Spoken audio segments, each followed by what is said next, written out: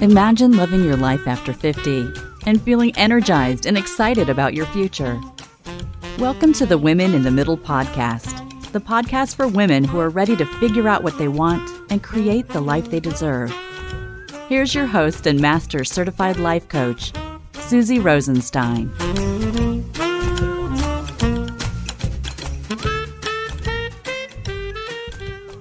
Hey there, welcome back to the podcast, Women in the Middle. I'm your host, Susie Rosenstein, and I'm so glad to be here with you again for this week's episode, which is all about taking a look at what you really loved as a kid and why it's important for you now in midlife. Specifically, we're going to be talking about getting a handle on what used to bring you joy, exploring why it used to bring you joy, and being open to finding clues as to how this information might hold the key to a richer and more fulfilling life going forward, especially if you feel like something's missing now. So, if you're a new listener, I want to give you a big virtual hug and say welcome. You have just found your tribe. The Women in the Middle podcast is full of midlife insights, actionable coaching, and a few laughs. So, I am super glad you're here. All right, ladies, we're diving in. Last week, you may recall that I mentioned a new little YouTube series that I have been recording called What's in Susie's Closet. It's inspired by me getting nostalgic while I'm sitting here in my makeshift recording studio, otherwise known as my cedar closet, and I'm looking around at all my stuff right now. As you can imagine, there's some pretty interesting things in here with me. I may or may not be completely surrounded by all kinds of memorabilia, clothes, and odds and ends from the past few decades. I may or may not have a tendency to keep things. What's actually in Susie's closet, you might be wondering? Well, as I say in the YouTube series, midlife memories, insights, and laughs. I pretty much dig around in a pile, find something interesting, and do a brief show and tell. Of course, I ask a few thought-provoking questions about clutter, why you might be keeping things like this kicking around, and what you make it mean now as a woman in the middle. The short little 1 to 2 minute clips are sentimental, they're funny, and they definitely bring back memories. If you haven't checked it out yet, just head over to YouTube and search for What's in Susie's Closet. You'll find it quickly, and of course, I'll put a link in the show notes. Like I said, this has all been on my mind a lot more now that I'm actually looking at all my stuff with more regularity when I'm recording the Women in the Middle podcast. It really got me thinking and making connections to things that my clients are talking about. So many of them and so many of us, women in the middle, have this murky sense that something may in fact be missing in our lives at this age and or stage. Sometimes it's not age. Sometimes it's stage, sometimes it's both, and sometimes it's age. But the thing is that there's a hole, that you're not as happy as you could be, that you're not as fulfilled as you could be, that you won't be that thrilled if something doesn't change, that you may in fact have regrets, and that you're pretty aware of how much time is flying by, and it's scary. You're also pretty aware of whether or not you're the type of person who keeps a lot of things from your past.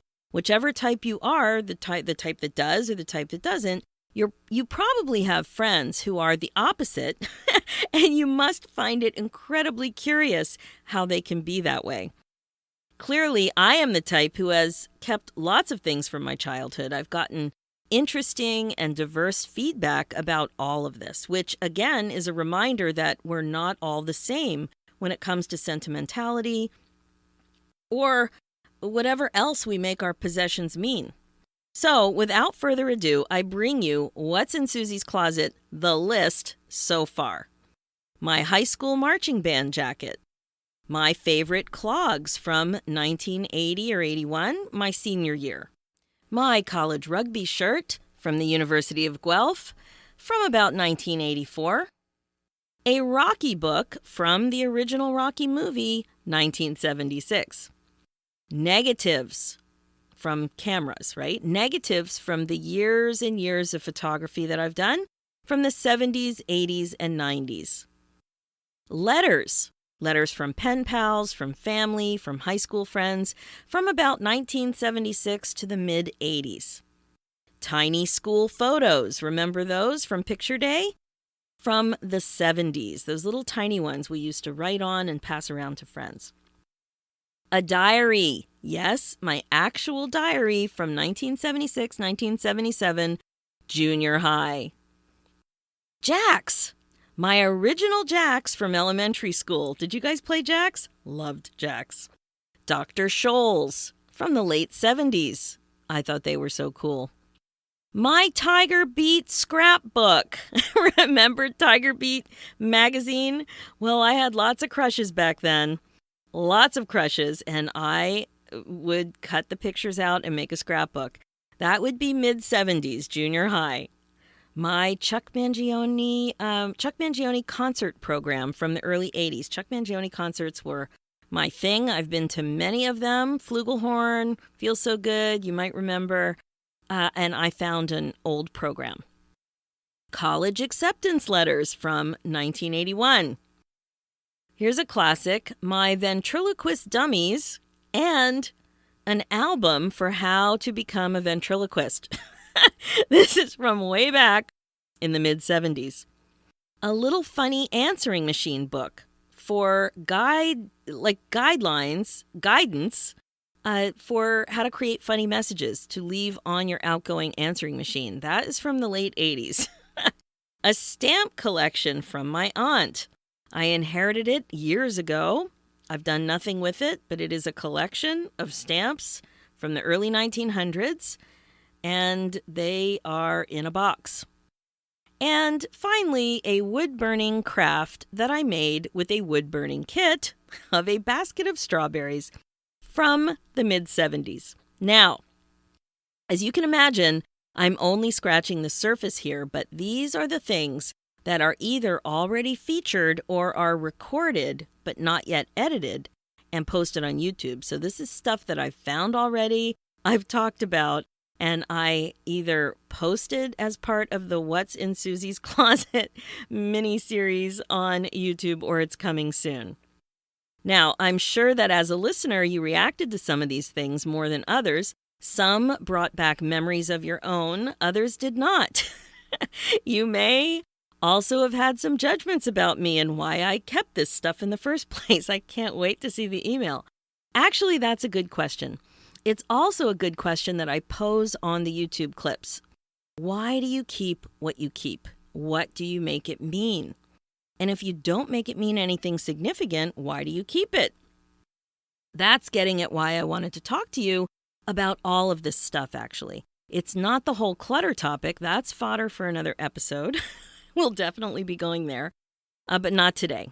It's what you make memorabilia mean. It's a funny thing about the past. The only thing that's left from the past is the thought you have about it right now in the present moment. The past really is the past, other than the pile of memorabilia from the past, but the part about what you make it mean is the thought that you're thinking currently. It's present. It's right now.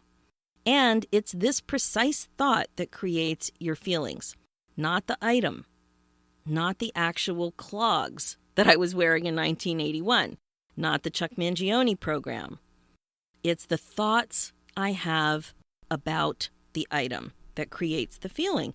And that's what is important about today's topic, why what you loved as a kid is important to you today as a woman in the middle.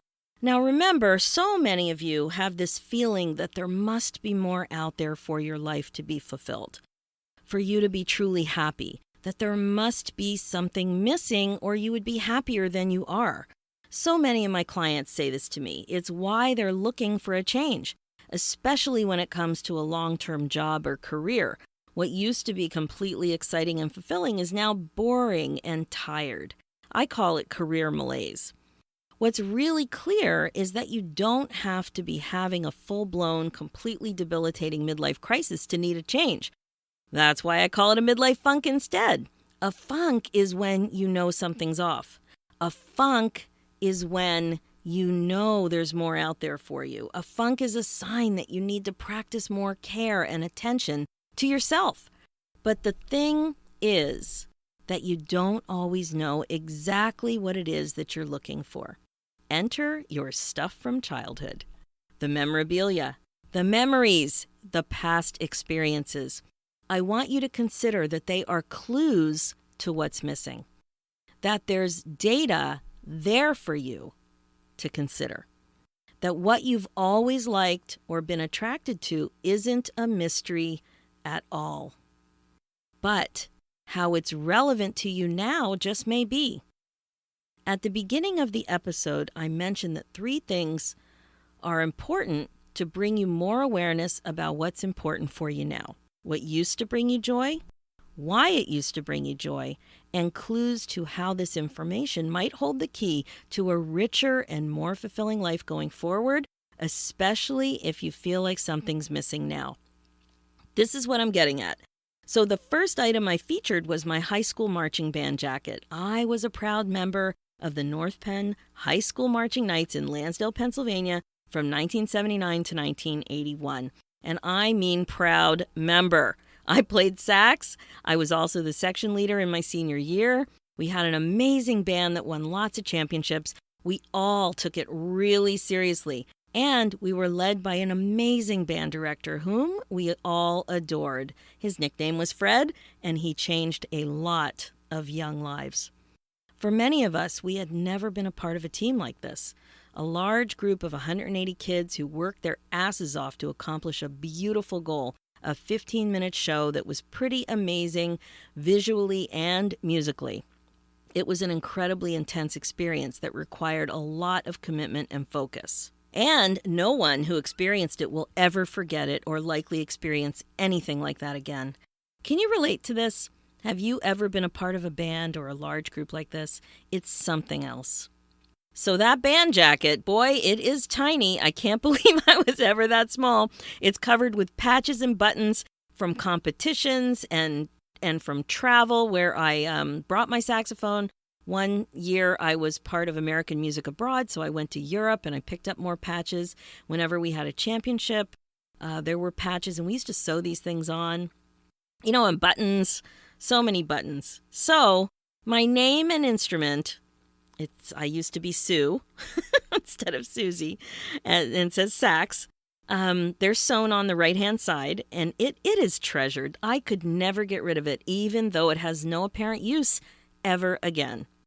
When I posted my little YouTube clip about it on Facebook, all of my band friends chimed in about how they have their jackets too, except one. And it was surprising who it was too. It was one of the guys who was probably one of the most committed band members ever. But he had gotten rid of his jacket. I couldn't believe it. Clearly, not everyone has the same connection with stuff. And his jacket didn't represent his commitment or his love for the experience we all shared. It didn't mean that to him. The experience and everything about it was his thing, not his jacket. But I'm highly sentimental and nostalgic, and I would never let it go, no matter what. So interesting, right? For me, it represented so much, a time of growth, leadership, and musicality. It also kept me grounded during an extremely tumultuous and painful time in my life when my father had recently died by suicide. My 3-year commitment to the band was reliable and highly rewarding. I craved stability, as you can imagine. Our band director was a rock. I loved being part of that experience, and therefore I will always have room in my closet for this funny old keepsake, patches and all. Another thing on that list that is particularly interesting to me is my collection of negatives. Now, I have loved photography for decades. I remember the first 35mm camera that I owned, too. It was a secondhand Russian Zenit. I bought it on limited funds, and it's what I learned. I practiced photography. I really learned on this thing when I was in college. Now, I've been taking pictures and loving it for most of my life, and I've always kept and filed the negatives. Kids today probably don't even know what a negative is. And I'm not even sure why I kept them. I kept all of them, not just the ones from exceptionally good pictures. So the question I ask myself is why? What can I learn from this? What do I make them and all of this other stuff mean? What do you make it mean? Where are you at with this topic now that I've got you thinking about what you're keeping and what you personally are making it mean, your own stuff? Do you specifically keep things that were important to you? Or do you think differently about your stuff and let things go? The way I work with clients on this topic is to really look for things that made them happy during different times of their lives. Life chapters, if you will, and I mean specifics. We do an exercise where we take a look at your whole life, divide it up the way you see fit, and we identify one thing, one very specific thing that made you happy from each phase. Not things that were a big deal, not traumatic events, not milestone moments, but we're looking for what made you happy. And it's unbelievable what comes up when you're only looking for the happy stuff. Life can beat these memories down, but when you look for them on their own, very different. And my clients have remembered all kinds of things that they had totally forgotten about. When you look, you can even find happy memories that occurred during extremely difficult times. And then we look for patterns. Now, I'm a firm believer that what made you happy when you were younger still has the power to make you happy now that you're older. That the things and experiences that have always attracted your attention, gave you joy, and took up your time will continue to bring you joy now, even at your age. I think I mentioned this on an earlier podcast, but this is what totally happened for me with my memories of having St. Bernards as a kid. Those dogs gave me such joy on so many levels. Like I even showed one of the Saints in the puppy class, like in big dog shows. That recognition is what started me thinking about getting a Newfoundland dog, the year I turned 50. Now, Newfs are water dogs, and that suits our lifestyle much better. So they're pretty similar to a St. Bernard. So bada boom, bada bing. Now we have a lot of slobber and mess in the house, and I love him to death. Yes, my slobber and mess. His name is Nico, and you can check him out on his fan page on Facebook and Instagram if you're curious about him. His hashtag is Nico the Noof, Niko the Noof, Newf. Anyway, your childhood and past is an important place to look for clues when you're trying to answer the question about what's missing in your life now. So I encourage you to do this too. Take a few minutes and focus on happy things only. All throughout your life, write down your answers. Ask yourself, what made you happy when you were little? Then in elementary school, then junior high, then high school, then college. What other phases of your life too? It doesn't matter how you slice the pie, but it's easier to find these things when you slice the pie different ways. So really think about chunking up your life. How about when you were on a team or when you went on vacation? Maybe the first time you traveled alone or got married or got divorced. Maybe the first time you rented rented that first apartment by yourself or bought your first home, got your first job. Maybe a happy moment at each job. If you had kids, look at the different phases of being a mom, with babies, with toddlers, with school-aged kids, high school kids, and then empty nest-aged kids. Dig around up there in your memories from the past. See what you can find. Then look at what you've written down. Do you see patterns or themes in what made you happy? Is there a pattern between what you do professionally and what you did for fun? What have you always been good at? What have you always found time to do? What have you always been curious about? What places of intersection do you see with what has always made you happy? What do you think about when you see on paper, when you see all of this on paper compared to what's going on in your life now? Are these things present in your current life at all, or are they missing?